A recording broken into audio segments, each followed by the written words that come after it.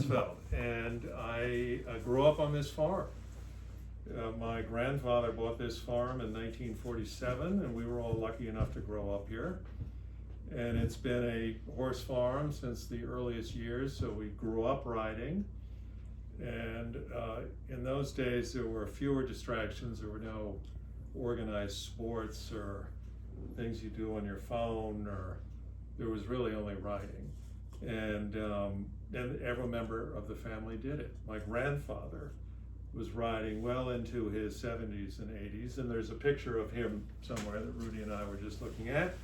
And you know, we would all show up in our jeans and rubber boots, and no one wore helmets. And my grandfather would show up in these, you know, English-made jopper pants, these beautiful boots, all this leather straps keeping it all together, and a straw boater. And he would get on this absolutely insane horse called Smitty, and Smitty would. Which came from my stable. Oh, thanks a lot. Yeah. So that horse, you would lead it out of the barn. Somehow my grandfather would get onto it, and then the horse would just break into a canter, and you know, off he'd go. He preferred riding by himself, and most of the time we preferred having him ride by himself. He would stir. Nobody else could keep up. Yeah, he would stir up a lot of trouble. And you know, the rest of us were, Rudy and I were on these absolutely miserable little ponies. And I had a pony named Little Joe, and Little Joe was very good at bucking me off. It was like a contest with him. How quickly could he do it? And hunting Little Joe, he bucked me off on the Thanksgiving hunt as we were going through Turner Hill. I was probably 8 years old or something. And he bucked me into a stream, and I landed on my back, broke through the ice in the stream, and had to walk home soaking wet. And Little Joe had beaten me back to the barn by 10, 15 minutes. I didn't like hunting in those days. And then I was promoted to a little Connemara whose picture is on the other wall. And Tessie was just, you know, she was 15-2, so she was beyond the phase of being a pony, and she was perfectly willing to jump. She didn't buck me off.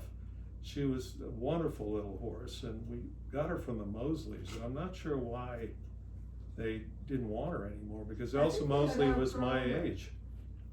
I think they'd outgrown her. Yeah, well anyway, we were the lucky ones there. Yeah. And you know, since Rudy's here, Rudy, because I had such miserable little horses, Rudy was, you know, they would have some sympathy for Rudy. So they gave him, Rudy had this 35-year-old pony called Princess, who was only about 12 hands tall, absolutely tiny. Yeah, and Rudy would ride in the back with Princess.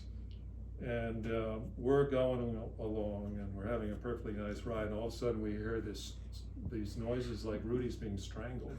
And it turned out you had to maneuver your horse around a fence post so you avoided a chain. And Rudy wasn't paying attention and just went under the chain. And Princess was small enough to make it under it, but Rudy was not. Princess, if you hauled this with all your might to try to get her to turn around the post, she would turn her head and with her eyes walk under the chain. There was that too. Yeah, and you know, the occasions that we did ride with my grandfather was always not, you know, we weren't just going to walk and trot through the woods. It was like it was in a steeplechase situation. We go galloping through the woods. And my grandfather thought that if the horse went fast enough, it would surely jump. And Smitty did not jump. We all knew he didn't jump, but my grandfather was an optimist. And we were in the Britons, and we heard, you know, earlier about Turkey Brook. Well, there's another ditch which still exists in the Britons. You actually can see it as you're approaching it, unlike Turkey Brook. Barely. Yeah, barely. You have to know it's there. And but once you're there, it's wide. And so my grandfather's galloping along on Smitty. My father is loping along on this absolutely enormous horse called Jerry. And the rest of us are just trying to keep up. And we get to the ditch, and my grandfather's in the ditch, and Smitty is on the edge of the ditch, and my father has somehow catapulted himself onto Smitty's back. So that was the last time I rode with my grandfather. He decided at that point, I think he was done with riding.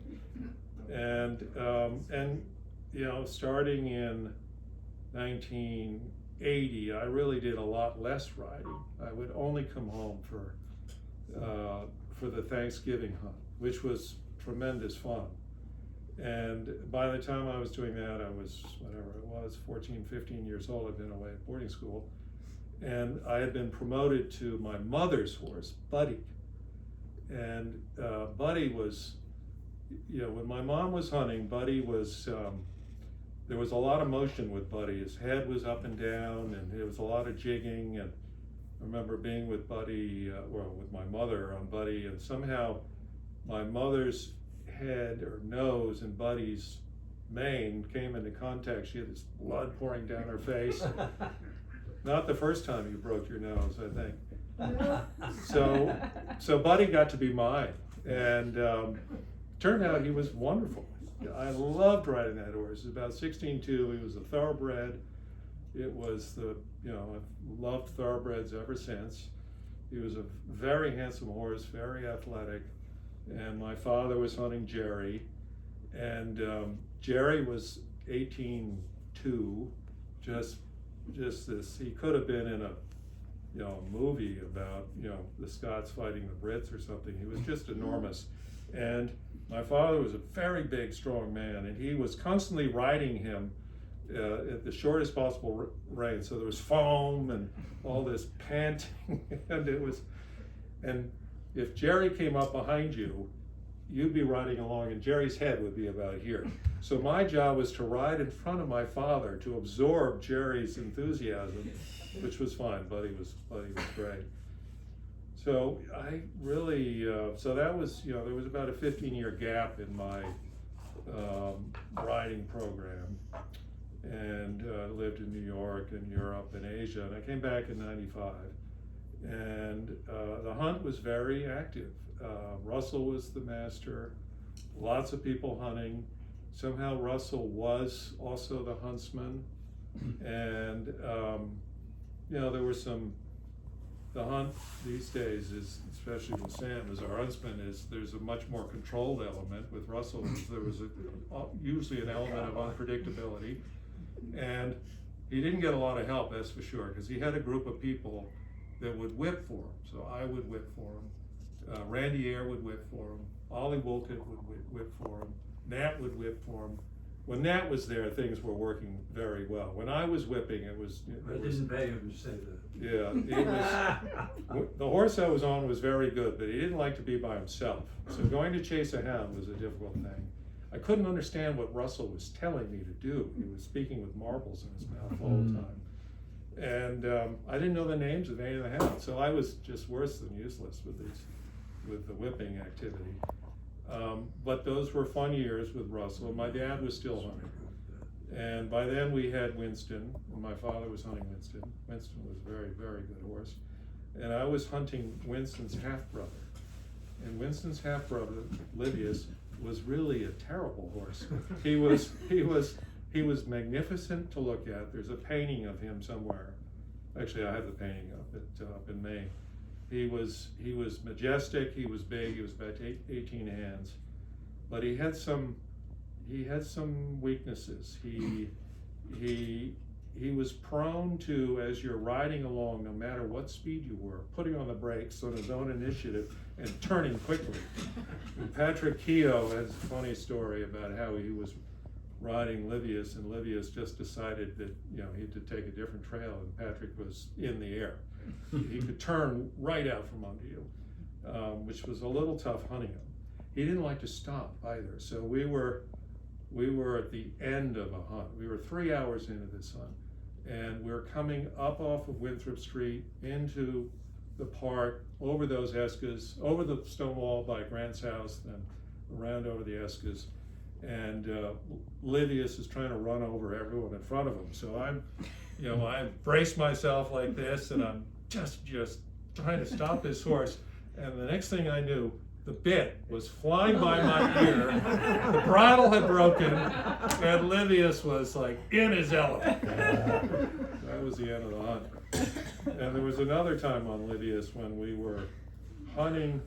We were in Scotts Field, and we were jumping a wall to get into Turner Hill, and somehow Livius hit the wall, and we flipped over it, and you know, and I think it was, you know, Nuri might have been the master by then. The whole hunt was just jumping over the wall around us, and I wasn't hurt. I was trying to get up and get organized, and the rain had somehow gotten into Livius's horseshoe, and so it was stuck in his foot, in his hoof, and you know, he was on 3 legs, and so it was, you know, that was not a good scene.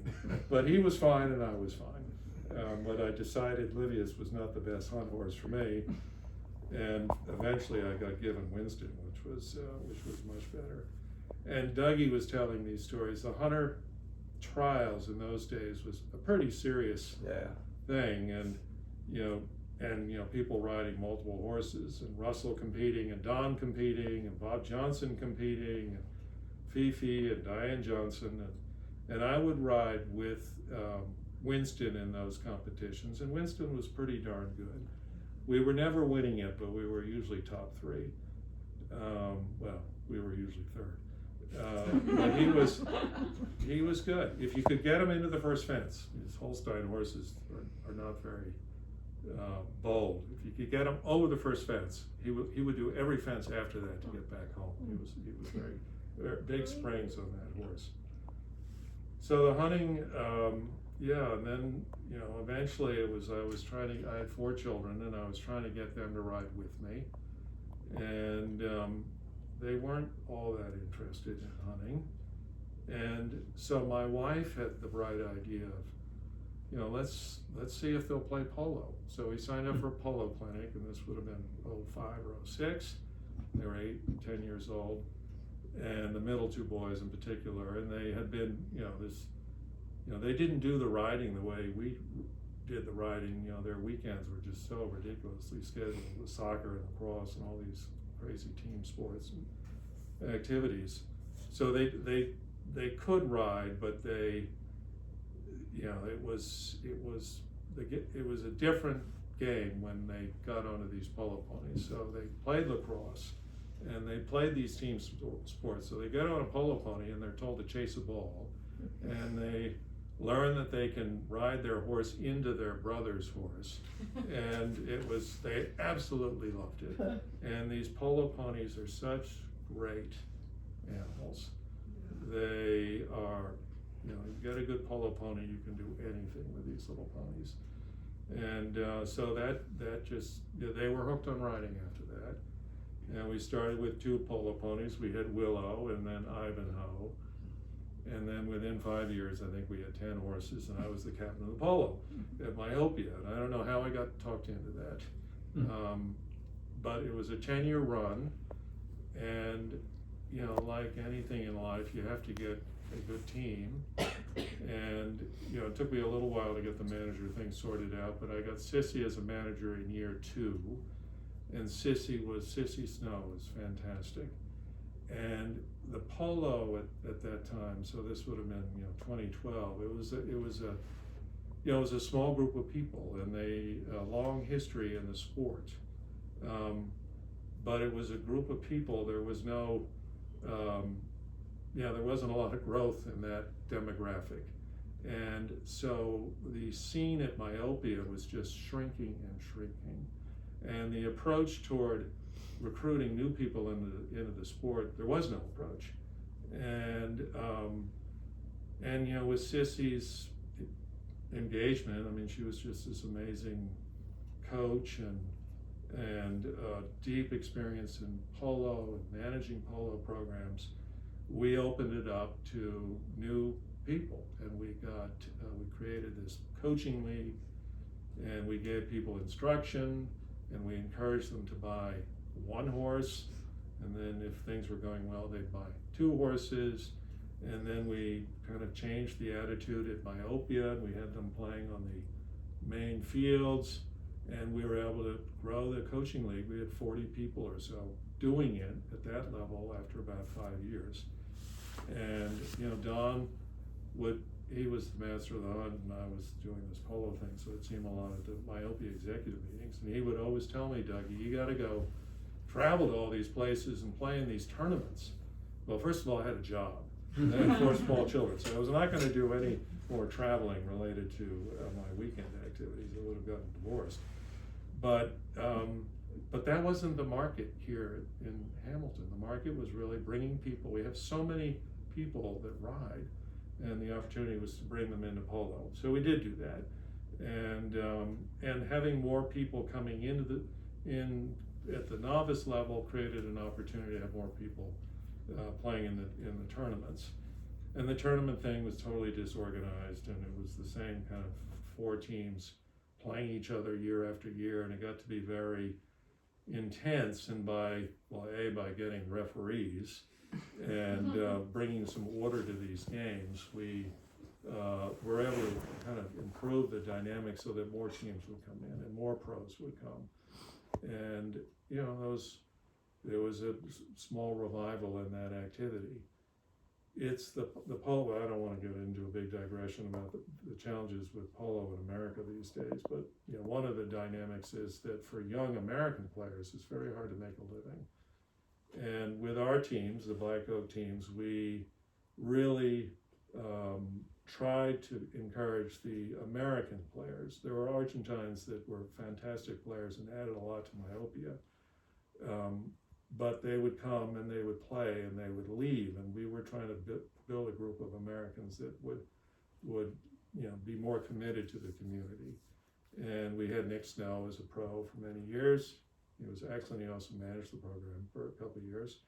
And we had Will Tankard, who was Sissy's son, sadly died not from playing polo. We had Felipe Viana, who was very hot, captain of the U.S. polo team, as I go. Player is Uruguayan, but he was born in the U.S. We included him as an American. C.B. Shearer was still playing in myopia. So we really brought along a good group of American players, which was fun, and our teams did well. We had some very strong teams, particularly the years we were partnering with Dave Strauss. We, I think, won the Chairman's Cup 4 or 5 years in a row, which was great. So polo was great, and you know, I have to say that I did it as long as I did the way the kids were doing it. But I had, you know, first Sissy, then Nick Snow for 2 years, and then Kim did it for 5 years. Kim McGuire was just endless patience, so enthusiastic, very good rider, very good horsewoman. And with Kim McGuire and with my mother, they were very focused on, Kim in particular was focused on lots of different aspects of polo, but focused on the equine welfare.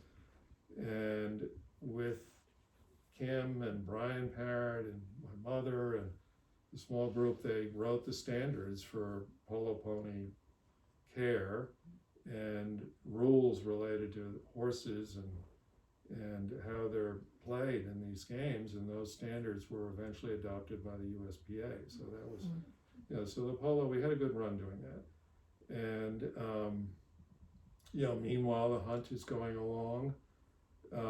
What year did Don die? Was it 2012, Dougie? Yeah.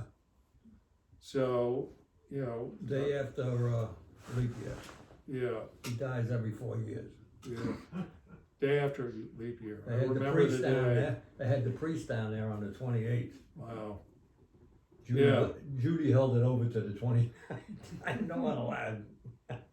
He dies every 4 years. So 2012, and yeah, I'd really just started as the polo captain. Maybe I was 3 years into it, and I got a call from Jack Stevenson asking me to do the hunt, and I said, I'm not doing the hunt and the polo. But thank God someone did. We had Ted Beam, and we had Kim Cutler step in and keep the hunt going. And Ted's a wonderful rider, had great horses. He's a busy guy, but he was there every weekend. And Kim was wonderful with the hounds and was a whip, and was, there's no one more organized than Kim Cutler, and she was really dedicated to the success of the hunt. They kept it going. And then it went on to Wendy and Nick. And, I now know that this is, it's not an easy thing, keeping the hunt going. And, agreed to become part of it 3 years ago. And, the first thing we did, as I've done in everything I've ever been involved in, is get good people to run it. And thank God, Sam, you have agreed to do it.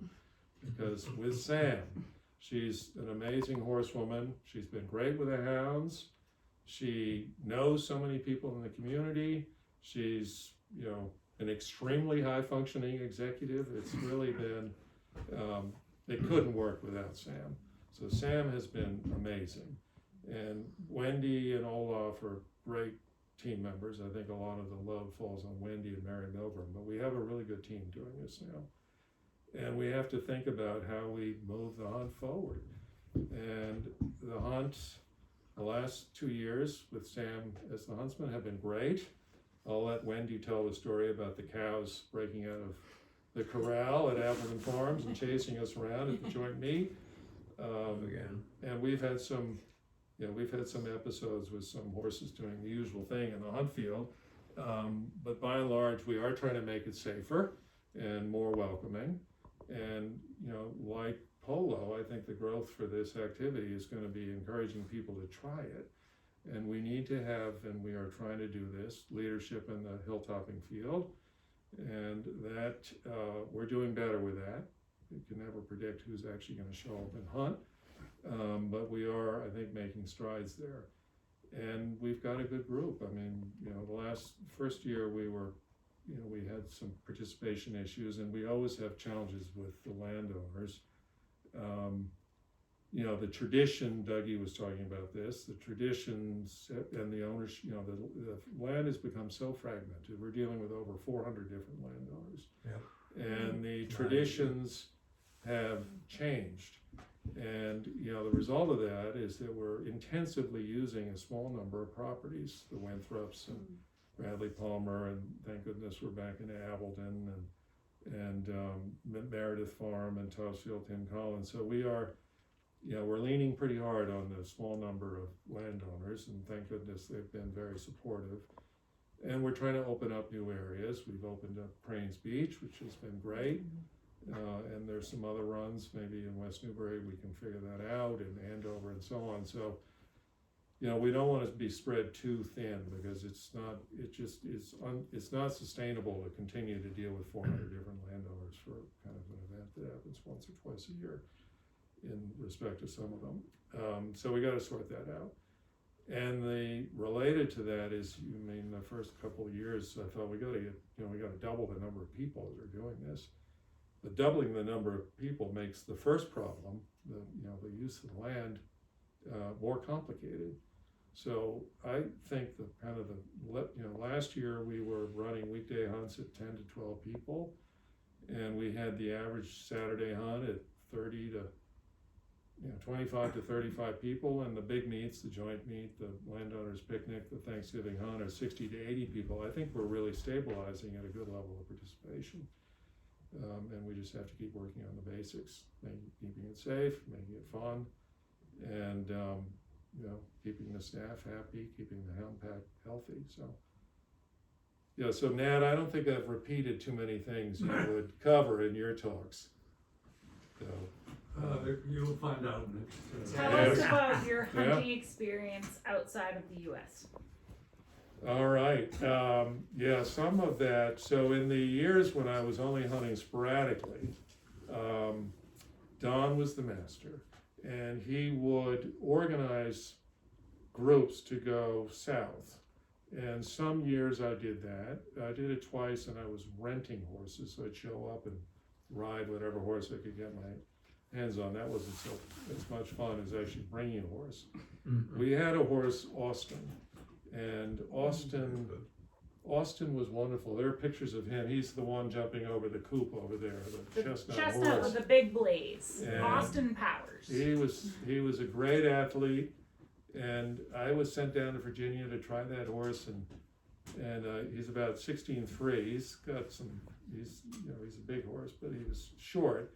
The horse is too small, and told my mother we shouldn't get that horse. Well, she never listens to my input on these horse matters, so the horse showed up here anyway, thank God. Was this the horse that you went to try in your business suit with your loafers? I think that was Flash. Okay.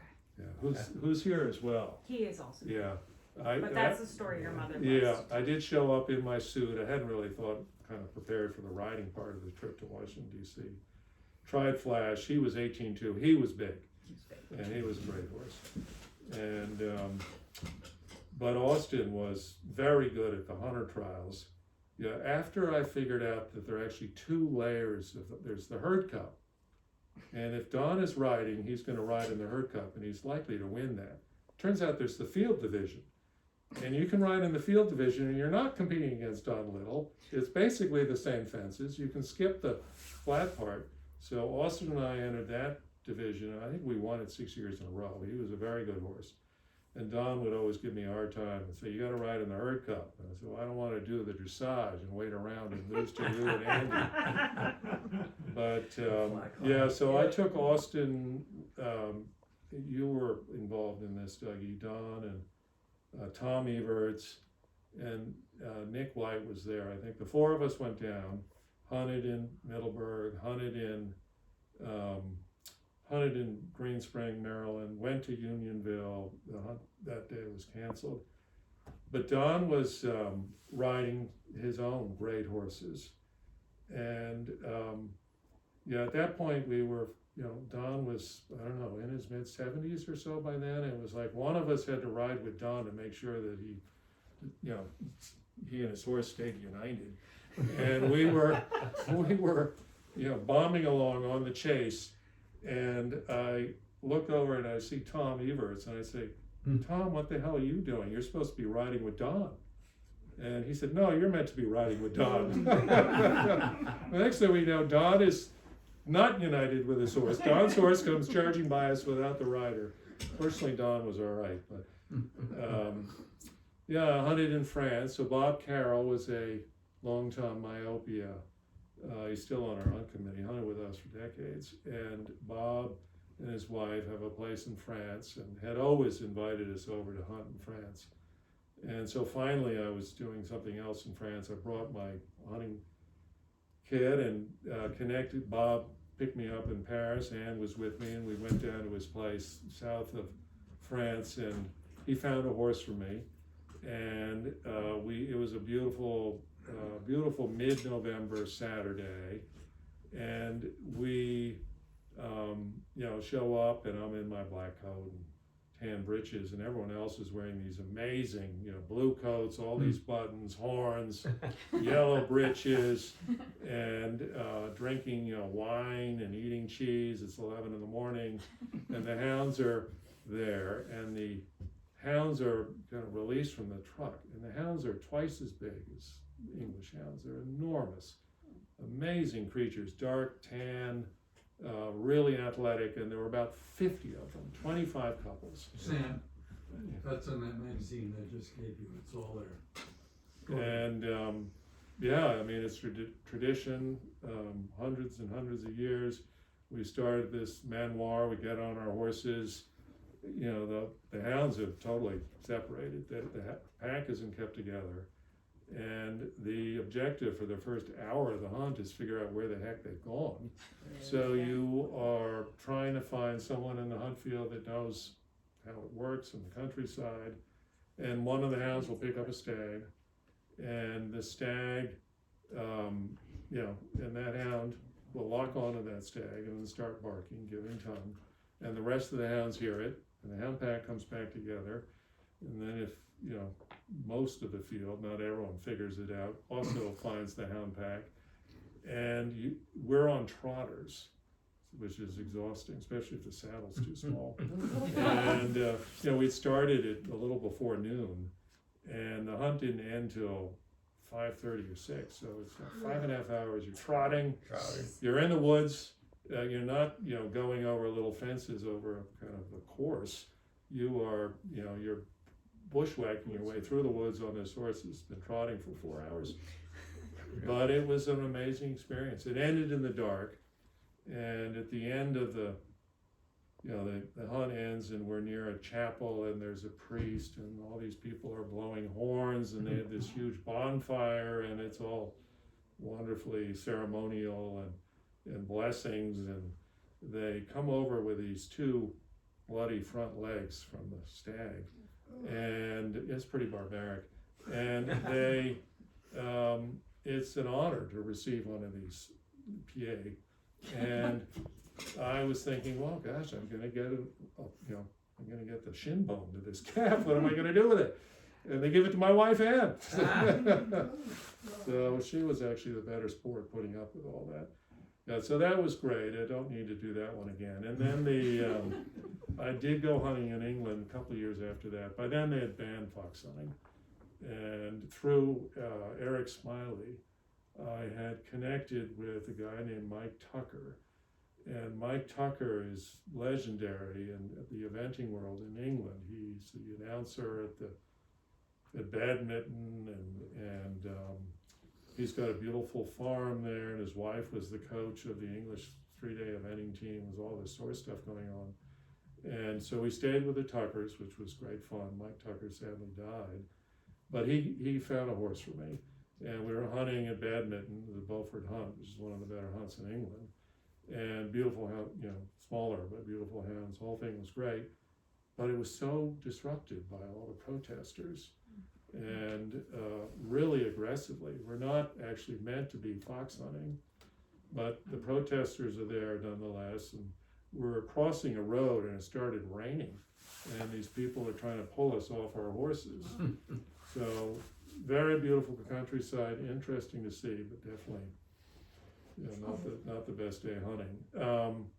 But it's fun to see how it's done in other places, and it does makes me thankful that we have it here, and that we are a drag hunt, and that we can carry on this sport without killing anything. And Beaufort's, who we're working with to import some new genetic lines for Good. the spring of 2025 Good. for our hound pack. Yeah. So it's good to refresh the hound pack, which Sam has been doing. From where? From Beaufort, from the UK. Yeah. Well, I've been talking for 45 minutes, which is long enough. Very interesting. Thank you all for listening. Say, one question. Yeah. I've always, the ability of polo horses to hunt, Yeah. and you sort of made a comment, well, you could do almost anything with a horse that was brought up in polo. All I can remember is Charlie Coles, who used to play polo, and he had a bunch of ponies and one thing or another. And I swear, I saw him take a jump, I think it was in the schooling field or something like that. But it's the only time that I've seen a real live horse take off with all 4 feet. Yeah. There is clear the that. jump. There is that. And clear the Yeah. jump. It was absolutely amazing. They don't always figure it out. I mean, our experience with the hunting is, when the kids were all gone away from school, we have maybe 1 or 2 hunt horses, but I always wanted to mount the kids for Thanksgiving. Yeah. So that meant using the polo ponies, and it was always a little bit of a, experiment to figure out which polo ponies actually might be okay doing this. Yeah. And Willow was great. She jumped. She jumped properly. Bolly was a wonderful polo pony, but when Bolly was hunting, she could not figure out what was going on. And polo ponies are herd animals, That's right. and Bolly was just like the kind of more upset she got. She would try to bump the other horses out of her way. She was into checking everyone. So Bolly got flunked out of hunting. And we had a little pony, Gabby, who sadly just died. But Gabby was, polo ponies riding 7 minutes at a time or 10 minutes at a time, and then their job is done. This is a 3-hour operation. And Gabby would make it even harder on herself because she was hard to stop. So the kids who were riding her would just keep circling her all the time. So she did 3 times as many. And then she Miles. laid the line for She half did a do year. that. She was Yeah. happier being by herself. Yeah. She was a great little pony. Yeah, so we had some good polo ponies. the first time we took the polo ponies out, I think I've told this story already, but it was Thanksgiving 08, I think, and meeting in Appleton in the Oak Grove, big turnout. We start by the Oak Grove, we do a small loop, and then we come into the in and out. And so no one's really warmed up. And Don is first, and Don jumps the first obstacle, he's kind of off center, jumps the second obstacle, falls to the ground. And he is motionless. He is just like, is he still alive? And so the hunt, Brian's still hauled. Fortunately, he's still alive, but he's been knocked out. So he gets carted off the field of action. And there's an argument about who's now in charge of the hunt, and that gets sorted out, and we regroup and we go, around the in and out, and we go into the great pasture, and they have all this wire all over the place, and I've got these two small kids who are on the polo ponies that don't really jump, so we're being a little bit more cautious than usual, and so we're coming down into a valley, and there's a panel fence that's just sitting in the middle of the field, and Tom Everett's comes just flying by me on his horse, and he decides he's going too fast to go over the panel fence, so he's going to go around it, he's going to gap it. Well, there's wire, so he hits the wire, his horse flips, Tom goes flying off the thing, and we come along, and Tom's a big guy, so he bounces up and says, "What the hell was that?" And that was the wire. Thanks for opening it up for us. And we were right around the fence. And the two boys are on their polo ponies saying, "Is hunting always like this?" The polo ponies kept us hunting for a few years there. All right. Well, thanks for listening. Good to see you all. Those were the days. Those were the days. Yep. Great. Well, I'm good. We were so lucky. We had some really, really top horses, and Patrick Keogh was usually mostly behind the scene. And that Austin horse, he was chased good. the poor woman who was riding that horse for about 4 years, begging her to give him the horse. Finally, she got into the bending, thank God. And that's how we got that horse, was Patrick just stuck with that idea, and that was the best, really the best horse, don't you think, that we've had, Austin? Well, yeah, Winston was very good. Yeah. And Winston came from Don. Winston came from Don. And I think I told that story. Yeah. Originally, it was Jim Mosley's the month of November. That's right. Yeah. Thanksgiving's over. He don't want the horse now. So Don says, "Take him to Virginia with you, Doug." A week later, we hunted Piedmont. He hunts them for 5 hours. Don does. Yeah. Sunday morning, we go over and see Randy Waterman, the huntsman at the time, joint master of Piedmont. And Don says to Randy, says, "I got this horse for sale. Do I need to get him vetted?" And Randy looks at me and he says, "Doug, did he eat and drink water this morning?" I said, "Yeah." He says, "Well, I vetted him. You jumped 5 hours with me yesterday. He's eating and drinking. He's good." And then 3 months later, I came home. Patrick Keogh was with me all winter, and he had Johnson's horses. I had Big Don's and all the polo ponies, and Moose needed a horse, so I brought him over here for Moose. Yeah, He liked very him and nice. he kept him. Yeah. That was, you don't find them. Yeah. You get lucky. He was wonderful. It's like I said in the old, like with Big Don, we got lucky with a lot of his horses. And Winston was one of them. Yeah. You find them. Yeah. Yeah. Mort was also very good. Yeah, he was Those great. kids are Perry's Yeah, she really was a big. big dark bay mare, probably 17-2. Holsteiner. Holstein, yeah, Yeah. she was good. And Moose hunted her for 5 or 6 years. I hunted her for 2. Yeah. She was very strong, Yeah. but beautiful. Such a beautiful horse. She was a wonderful horse. I took her when Nuri was the master, they had these hunt races. Oh yeah, remember that? Yeah, which should have been illegal. No, were illegal. And they set up a mile course Over there on the, I at the remember schooling that. field, and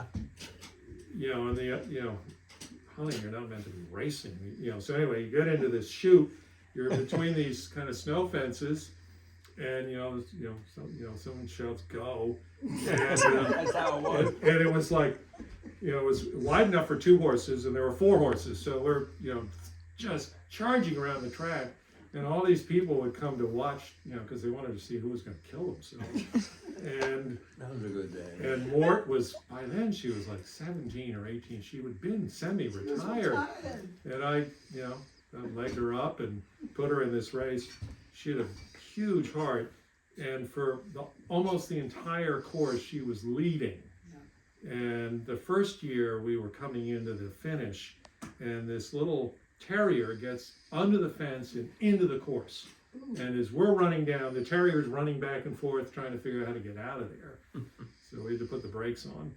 And then the second year, we were coming in, I was sure we were going to win it. And Sarah Eyre was riding this little thoroughbred. And just zoop, right by us. Tell us more about this particular activity. Which one? The hunt race? Yes, the hunt race. Yeah, you can bring that back. We can bring that back. It's built Sure. in the fences. I have to, Titan Making the might be course. good at it. Titan would be real good at it. Yeah. Well, there were 2. There was a flat, so that was just an out-and-out race. And then there was a steeplechase. In And the schooling field? in the Yeah. schooling field. And there was an open one too, yeah. And the flat had 2, there was a group of people who were hunting, so I did the flat with Mort. Because Mort actually, there were plenty of times out hunting, and Mort would think she was in a race.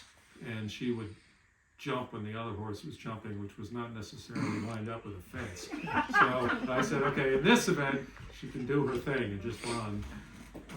And then the polo, there was a hunt class and polo class, just flat, just racing.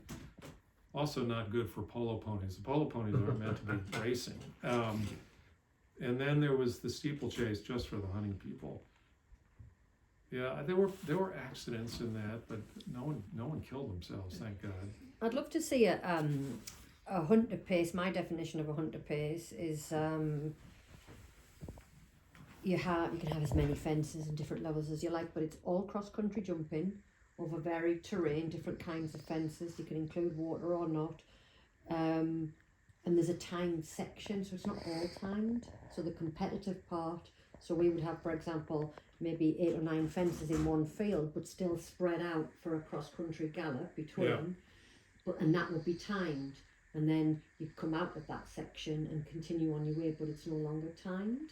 Is that something that you've incorporated in the American version of a hunter? Well, we have in the hunter pace, a hunter trial we call that, not a okay. pace. Well, the hunter pace, there used to be, I think there still is, fastest team, right? Yeah. Yeah.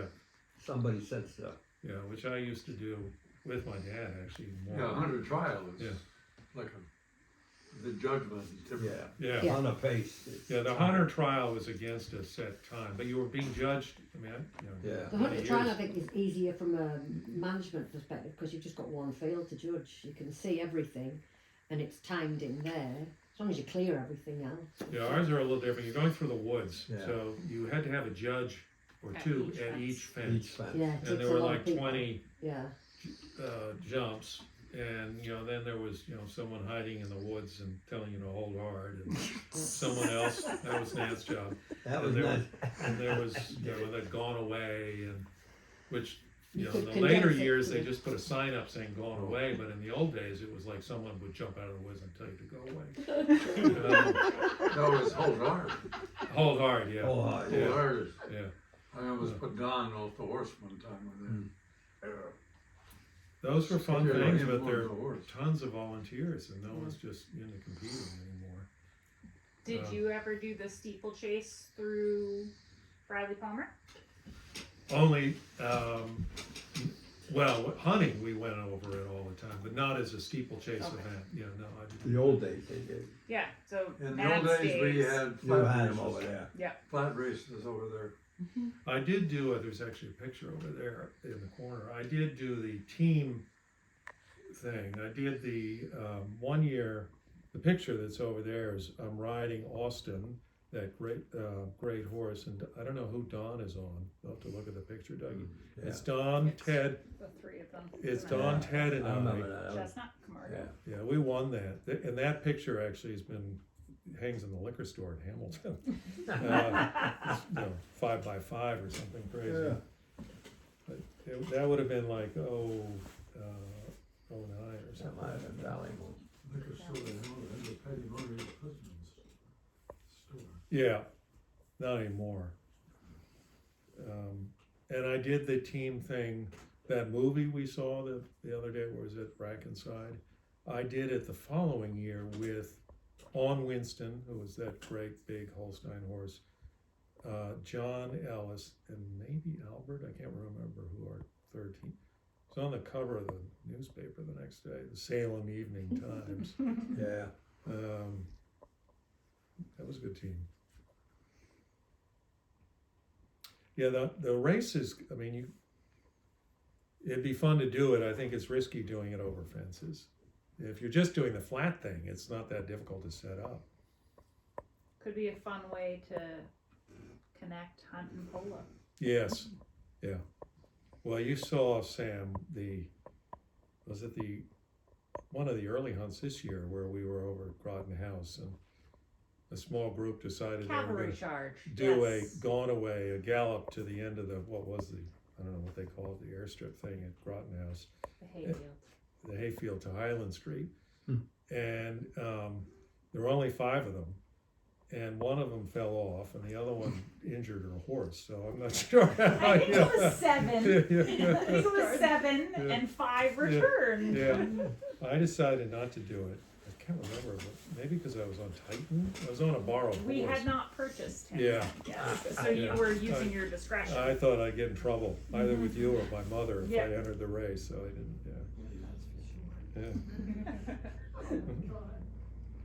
But Seppi went in it with Cloud. He was one of the few that didn't get injured. No. Didn't win, but He didn't win. didn't get Yeah. injured. Yeah, I heard at one point they were gonna set up flat races on Quacker Snow's runway. mm-hmm. Did they ever do that? Many years, we had the Hunter Trials at Don's. Yeah. That course was great, yeah. No, but just on the runway, they were gonna do a flat race. That would be a good spot. Yeah, it would be. That's a lovely spot for any kind of jumping. It's, I remember one time Mrs. Snow was harassing her husband, Crocker Senior. Said, "Why don't you ever let me land this plane?" Crocker Senior, of course, was a bomber pilot, all that kind of thing. He finally said, "Well, okay, go ahead, Janice." What they got. They came down, came down, came down, came down.